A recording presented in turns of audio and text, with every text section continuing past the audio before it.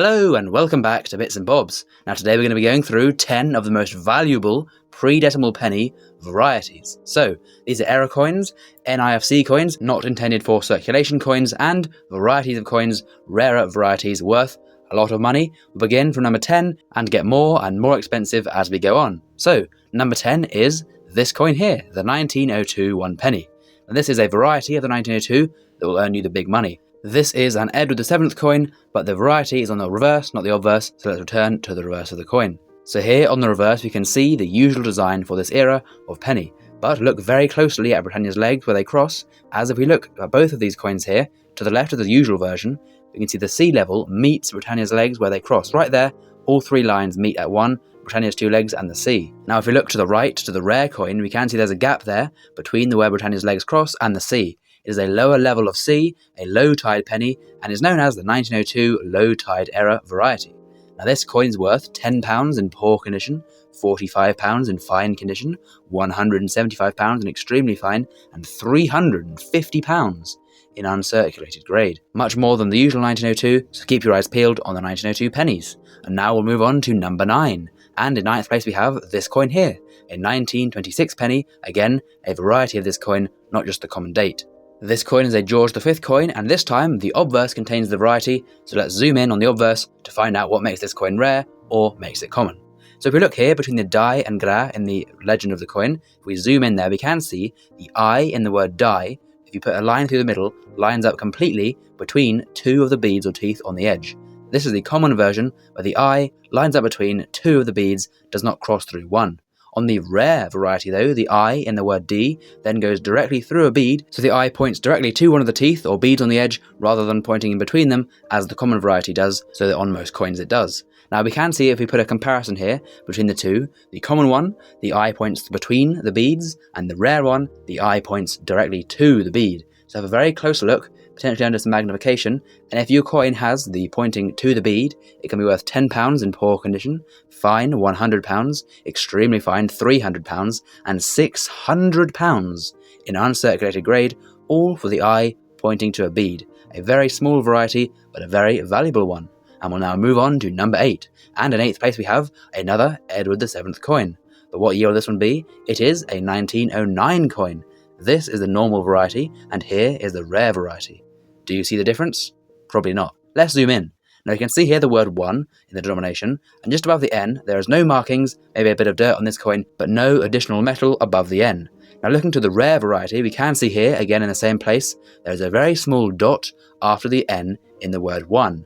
This is where some dirt has got into the die when being struck and caused an imperfect die in this coin, and it wasn't noticed for a while, so a few have been minted with this design, now worth £38 in poor condition, £125 in fine condition, £325 in extremely fine, and £700 in uncirculated grade, all for a small dot after the N. So once again, have a very close look at your pennies. Now then, moving on to number 7, and in 7th place we have a George VI coin, as we can see here. Here is the most common variety, the usual one, and then we can have a look now at the error variety. Do you see it? Well, maybe, having seen the last error, as it's very similar.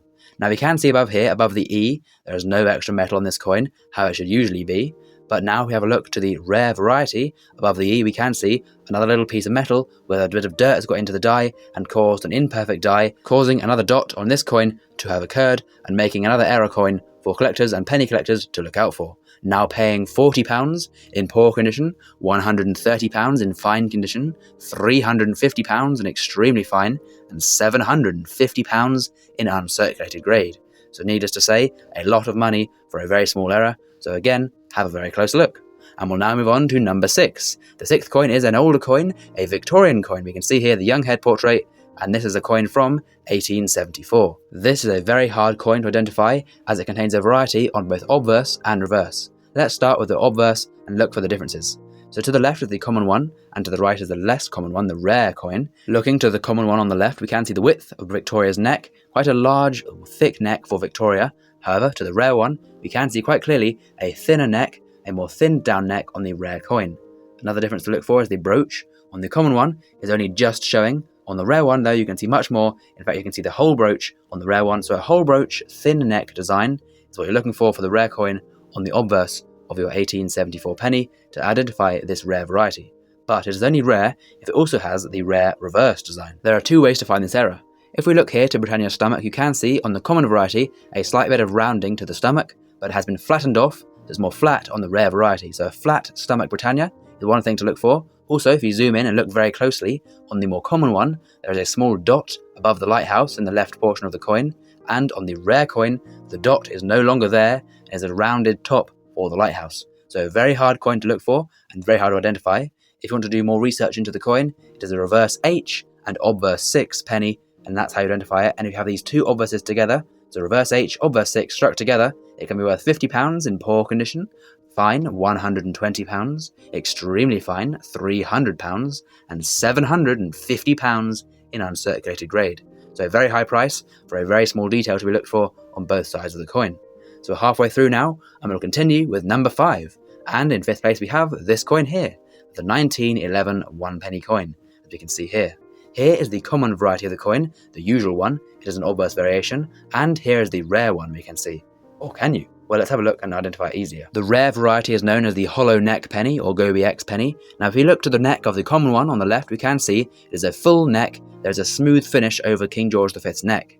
However, looking to the rare one, we can see a bit of hollowness to the neck. You can see to the front and the back, some of the neck has been recessed into the coin, and you can see looking back and forth between the two, there is a difference. The difference being very rare and valuable, in poor condition around £40, very fine £250. They're never usually found any higher grade than that, but it's estimated around £500 in a extremely fine condition and £1,000 in uncirculated grade. So a very rare coin, and could you find a higher grade than is known? Make sure you check. So now we'll move on to number 4, and in 4th place we have a 1919 penny, as we can see on screen here. Now this is the rare one. Now did you notice the difference? Well, we have to zoom in to the date of the coin to find out the difference. Here is the rare one, and we can see to the top left of the date portion of the coin, we can see the letters KN, standing for Kings Norton, where a few of these pennies were made that year, much less than at the Royal Mint, now commanding a high price of £12 in poor condition, £50 in fine condition, then ramping it up for higher grades, £1,000 in extremely fine condition, and £2,250 in uncirculated grade. So have a look for the letters on your 1919 penny.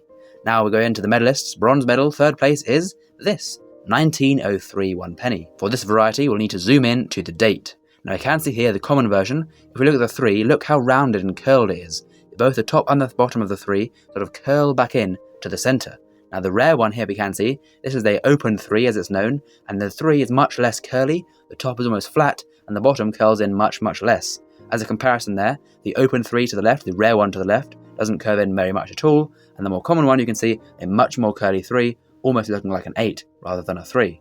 The open 3 will now sell for £25 in poor condition, £100 in fine condition, £1,100 in extremely fine, and £2,500 in uncirculated grade. A very huge price for a small change in the number 3. And we're now on to number 2, which is the 1922 penny, as we can see on screen now. That was the common coin, and here's the rare coin. Now let's zoom in to find the difference. We need to zoom into the trident of Britannia, and here we can see the common coin.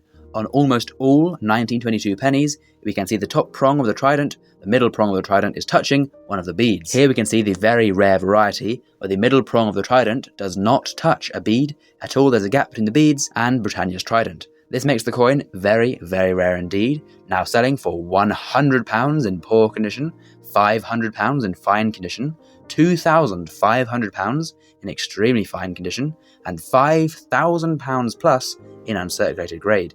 An extremely high price for this very rare variety. And we're now on to number 1. The rarest penny variety is a 1920 penny variety.